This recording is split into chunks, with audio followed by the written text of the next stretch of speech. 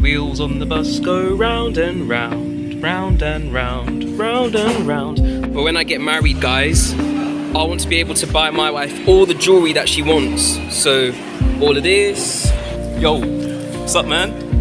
You good? Hi. Hey. So I'm just in the mosque right now. Yeah, I think the prayer is the most important an action within Islam, within our religion.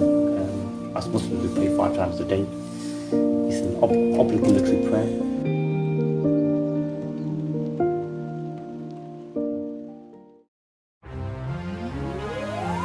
Yo guys, what's up? It's Dave Legend here and welcome back to another vlog.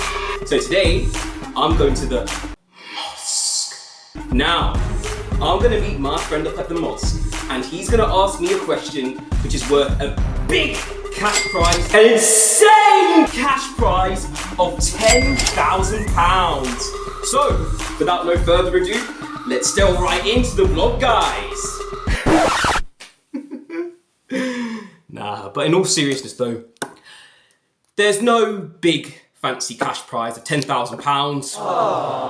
So it's basically a joke, is what I'm trying to tell you. You're a big fat phony!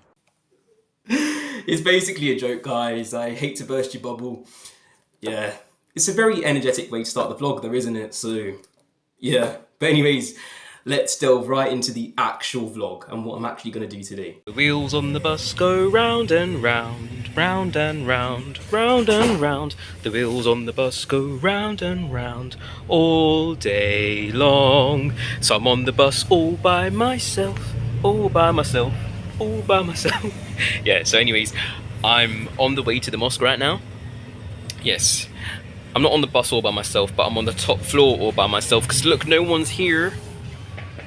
Yes, no one's here, guys, so it's luxury. So yes, guys, I'm on the bus, the top floor, all by myself, and today is Saturday the 13th of April 2024, or almost at 2023 there. Shit! But, yeah, so I will see you guys at the mosque. So I'm just in the mosque right now. The time right now is currently 4:35, so I have to be a bit quiet because there are some people praying here. There's one guy praying. So, yeah. I'm inside the mosque. It's really beautiful inside here. Yeah, so it's quite a big space. And yeah, it's very nice. Hey guys, what's up? It's me, David here. So I'm here in the mosque with my friend Amir. Hey. So I'm going to ask Amir a couple of questions about Islam and gain a few more insights since I'm quite curious. So yeah, tell me, Amir, what's some of the significances of prayer in Islam? Can you delve into that? Yeah, I think the prayer is the most important an action within Islam, within our religion. As Muslims, we pray 5 times a day. It's an obligatory prayer. So we pray, you know, in just before sunrise, and we pray just after sunset. We pray between 2 prayers, between sunrise and sunset as well, and then we have one of the night prayer as well. So the prayer is really, really important in our religion, in our belief. It constantly keeps you in check with God. It constantly keeps you in check generally in life within Islam. So anyone to become a Muslim, and anybody to become a really good Muslim, I think there's 5 pillars which are really important, and one of those pillars of Islam is actually prayer. And prayer is the only revelation that God sent down to this earth without the angel 𝗧𝗶𝗸𝗧𝗧. So that was a command that was given to the Prophet directly, the only command. Every other command was given through the angels, Jibreel alayhi salam. So this was the only act that was given directly, and it shows you the significance, the importance of this particular act. Yeah, I think that's quite interesting. Yeah, so since there are 5 pilgrims of Islam, I know that some people might be unaware of those pilgrims, so could you just tell me what those are? Yeah, sure. It's basically it's mainly the five pillars. So one, you have the belief that no one has the right to be worshipped except God, except Allah. Muhammad is His messenger. The second is the prayer, which what we just explained. The third is fasting, 𝗧𝗶𝗸𝗧𝗧, which the month of Ramadan has just bypassed us. So we fast from sunrise to sunset, no food or drink, and there's obviously other attributes towards that. There's zakat as well. Zakat means to give charity. So as a Muslim, you're obliged to give 2.5% of your wealth to the poor. So if you think about that, from every £1,000 that one person may have, he has to give £25 of that, 2.5% towards charity, towards poor people. And the fifth one is Hajj. Once in a lifetime, you have to go and do a pilgrimage. And that's following the footsteps of Abraham and the Prophet Muhammad. And that's going to Mecca and fulfilling it there. So in basic, these are the 5 basic principles. And our Prophet said, when he was asked a question about what is Islam, what is the basis of Islam, and he declared these five pillars. He said Islam is to believe in God, to pray, to fast, to pay charity, and to go to the pilgrimage once in your lifetime. So these are what we say is the fundamental foundations of our religion, Islam. Yeah. And speaking more about what Islam truly represents and what it means, I know that there can be a lot of misconceptions in today's modern day society about Islam. So yeah, how do you think we can kind of combat those misconceptions about Islam? There are a lot of misconceptions about Islam, and unfortunately, it's out there. The way we kind of like correct that is through dialogue, peaceful dialogue. I think it's about using the social media.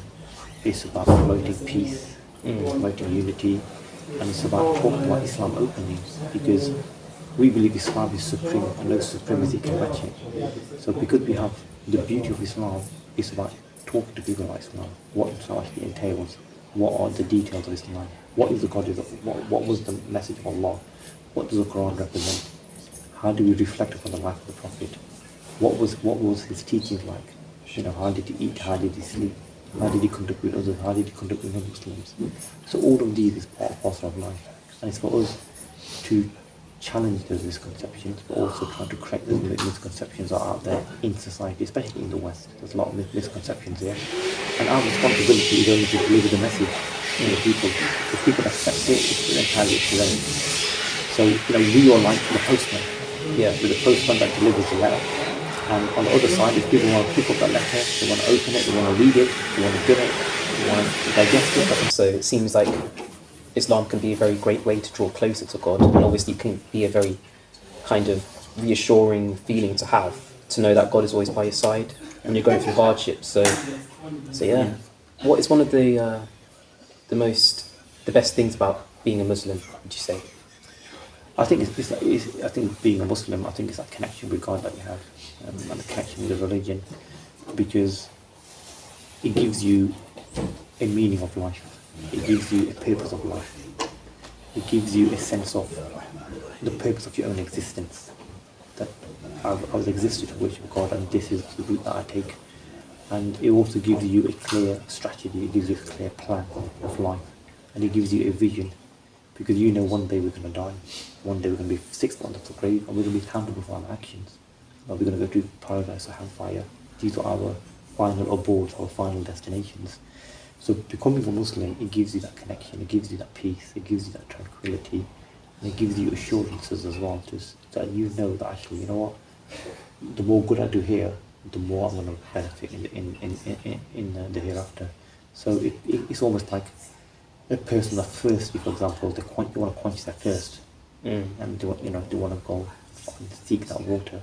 Islam is that water. Yeah. If you want to quench your thirst in this world, in this life, that Islam is that water that will feed and quench your particular thirst. And the more you drink, the more you quench your thirst, the more peaceful, the more tranquility that you're going to get. And what is that thirst of quenching, that water that you can have? That's the water of revelation. It's the water of the message of God. You install that inside your heart, inside your mind, and that will give you the path and the way towards God. Wow. Because what we say is, وَعَنَّا إِلَى رَبِّكَ مَتَى, to your Lord return, to Him we're going to return.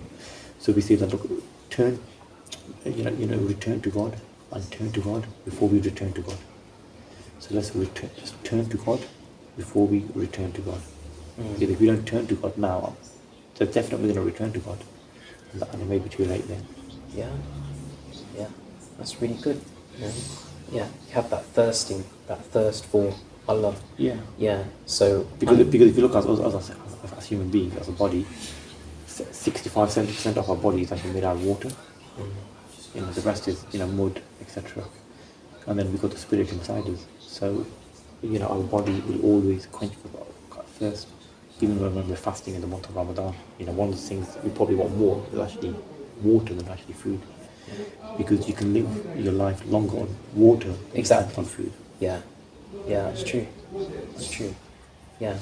So, just talking to you about Islam, it seems like a really peaceful way of living life. You know, to have that faith in Allah. You know, to grow closer to Him. And now I know a lot of people aren't necessarily Muslim. They don't have a religion. They're very misguided in life, and they're just very lost. So, how would you go about spreading the word of Islam so that more people can be kind of, you know, more encouraged to turn to Islam? Yeah, I think one is a duty on us to go and promote Islam, promote the message of Islam. It's part of our moral compass to go and deliver that message to the people. And we can deliver it through dialogue, through work, through colleges, universities, through social media, through having a lecture, and so on and so forth. You know, we sometimes go to the city centre, we talk to people about Islam, because there are misconceptions about Islam. You know, is Islam an extremist religion? You know, is it to oppress women? Is Islam, you know, kind of backwards? You know, does Islam say, oh, you've got to cut the hand of the thief? You know, etc. Or they, you know, do they have to? What does, you know, they talk about terrorism? You know, are they bloodthirsty Muslims? So you have also, unfortunately, these concepts exist out there, and they are misconceptions. They are skewed in our society. Not with everyone, but certainly a section of the people. And people will use these kind of slogans and say, look, this is what Islam is about. Yeah. And you know, I'm happy to sit down and have that dialogue with them in a peaceful manner. We can always agree to disagree, absolutely. But it's like, if you want to know about Derby Football Club, you're not going to go and ask a Nottingham Forest fan. Right? And likewise, if you want to know about Nottingham Forest, you're not going to ask a Derby County fan, because they're going to be biased towards that. Right? So likewise, if I want to know about Christianity, I'll go to a Christian and a priest. I won't go to a Muslim to ask about Christianity. If you want to know about Islam and the Muslims, come and talk to us as Muslims. Come to the mosque. Yeah. And you know, see for yourself. Yeah. I think that's one of the best ways of obviously gaining more knowledge. You have to go right to the source, isn't it? Yeah, absolutely. Yeah. I mean, it's like me. You know, I can talk about Australia's a great country. I can talk all about it. Yeah. But if you were to go there on holiday, you'll experience it for yourself. You know, and when you do that, it opens your horizons. It gives you a different perspective. It gives you a different image itself. So I can talk about it all day long, but until you experience it yourself, it does have a different. It gives you a different dimension. It can be life-changing, can't it? Yeah, absolutely. Yeah. And also another thing that I'm quite interested in is the 4 wives thing. Yeah. So could you tell me about that? Absolutely. You know, Islam it prescribes that. It prescribes that you can have up to 4 wives, but there are conditions to this. It's not just the case that you can't get married to 4 wives. I mean, in some countries it's not allowed. Some countries it is allowed. So you've got to take that into context. And you know, you have to be fair, and you have to treat all the wives the same. Now, that's the misconception in Islam. Like, if I was to give you a factual number, in this world there are over 6 billion people that live. Over 2 billion actually men. Over 4 billion are women. But if every man was just to have 1 wife, then where would the other 2 billion women go? Because they'll have no spouse, they'll have no one to live with, no one to look after them. So Islam encourages, and it does obviously say that you can get married. It's not obligation. You can get married if you want. But that's, you know, if your first wife is happy, your second wife is happy, you're happy, and there's harmony there. You can do that. Because if you look even in today's society, in a secular society, you'll have a man with a wife, and then he'll have someone else that he's cheating on. So even if you look in this society in the UK, they say in the first 3 years, 64 to 68% of divorce, the divorce rates in the first 3 years, because the marriages don't last. Why? Because they are cheating, or their spouse, they're sleeping with another woman, etc. Islam says, actually, why do you want to cheat? can actually marry another woman. Make it legitimate in the sight of God. So he permits our woman to be able to do that. So that's obviously one of the reasons why it is allowed. But if you speak to a lot of the Muslims, I'm married, I have one wife. Many people, they've got one wife. You very rarely find 2 or 3 wives, especially with the cost of living today. Everything's so expensive. To look after your wife and look all around, it's not easy. No, it definitely isn't. But yeah, thank you very much, Amir, for sharing those insights with me. And yeah, it'd be really nice to gain more insights one day. So thank you very much. No problems. Thank you very much. Okay, so I'm done with my little tour at the mosque and asking Amir some questions. I'm done with my little, visit to the mosque, and now I'm just walking through town. So I'm going home now, but I quickly want to show you guys something. That's why I specifically came here, because I want to show you guys something. Damn, look at all these watches, guys. It's very tempting, isn't it? I know I'm broke right now, I haven't got the money to buy any of these. But damn, look at these. So this is the goal right here. This is one of the goals of becoming financially free, which is what I want to become. Yes.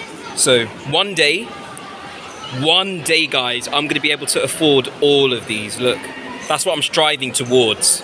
So yes. So, and not just that, but when I get married, guys, I want to be able to buy my wife all the jewelry that she wants. So, all of this.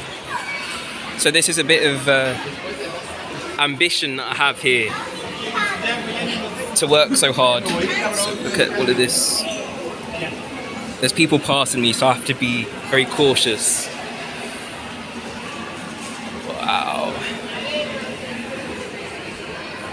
Look at all of these, guys. Yeah, very beautiful, but yes, I'll show you some more. I'll show you a bit here as well. Those statues and whatnot. But anyways, yeah. Yes, I used to have quite a jewelry addiction a couple months back, guys. I used to be always wearing earrings, chains and rings, but now I just stopped. And yeah, I just stopped now. So no more drip master. I really do hope that I can do a proper podcast, a better video with Amir, because I know it was quite noisy in the mosque, guys. So I wasn't able to get a proper conversation with Amir without some type of distraction or background noise. So yeah. Yes, I'm currently outside now, guys, and there's this funny looking robot here. I'm gonna show you.